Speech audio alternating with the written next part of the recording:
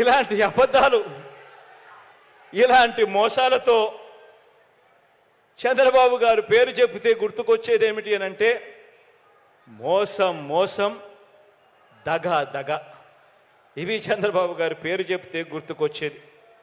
చివరికి మీరు అమ్మవారి పేరును కూడా ఆట వస్తువుల్లో ఉపయోగించుకున్నారు. ప్రతి పథకానికి మహాలక్ష్మి అంటారు, కుటీర లక్ష్మి అంటారు. అమ్మవారి పేరు పెట్టి వాగ్దానాలు చేసి మోసం చేసిన వీరు మళ్ళీ ఆ మోసాన్ని కొనసాగిస్తూ ఈరోజు మళ్ళీ మహాశక్తి అని చెప్పి మళ్ళీ మోసానికి తెరదీస్తూ ఉన్నారు. కుటీర లక్ష్మి వెళ్ళిపోయింది, మహాలక్ష్మి వెళ్ళిపోయింది. ఇప్పుడు మహాశక్తి అనే పేరుతో మళ్ళీ మోసానికి మళ్ళీ తెరదీస్తూ ఉన్నారు. బిడ్డ పుడితే ఇస్తానన్నది ఒక మోసం, బిడ్డ పుడితే ఇస్తానన్నది ఒక మోసం. గర్భిణీ తల్లులకు చేసిన వాగ్దానం ఇంకో మోసం.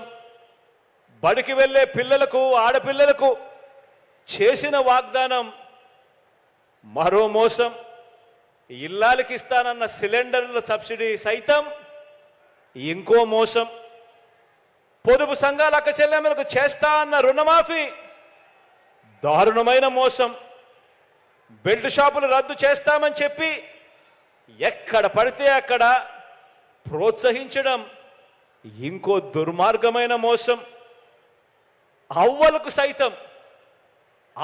సైతం ఓట్ల కోసం చివరి 2 నెలలు మాత్రమే పెన్షన్ పెంచి చెయ్యాలనుకున్నది ఇంకో గజమోసం.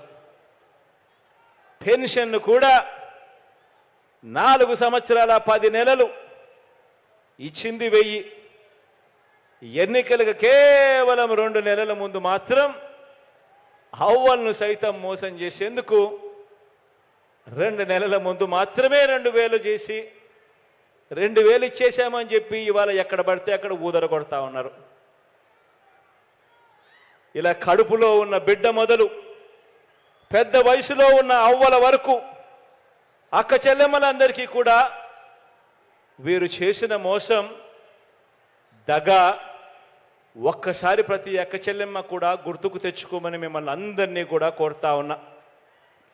మళ్ళీ అక్క చెల్లెమ్మలకు ఇంటింటికి ఇంత ఇస్తామని, బీసీ అక్క చెల్లెమ్మలకైతే ఇంకా ఎక్కువ ఇస్తామని మళ్ళీ కొత్త అబద్ధాలు, మళ్ళీ కొత్త మోసాలు ఇవి మళ్ళీ మొదలయ్యాయి అన్నది గుర్తుపెట్టుకోమని అడుగుతా ఉన్నా. ఇదే బీసీల మీద ప్రేమ చూపిస్తా ఉన్నాడు. ఎన్నికలు వచ్చినప్పుడే బీసీలు చంద్రబాబు నాయుడు గారు గుర్తుకొస్తారు.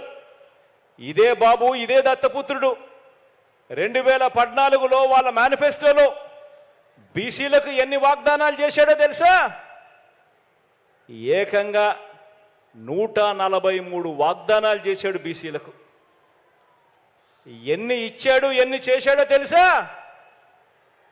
ఏకంగా ఒక పెద్ద 0. ఆలోచన చేయమని అడుగుతా ఉన్నాను.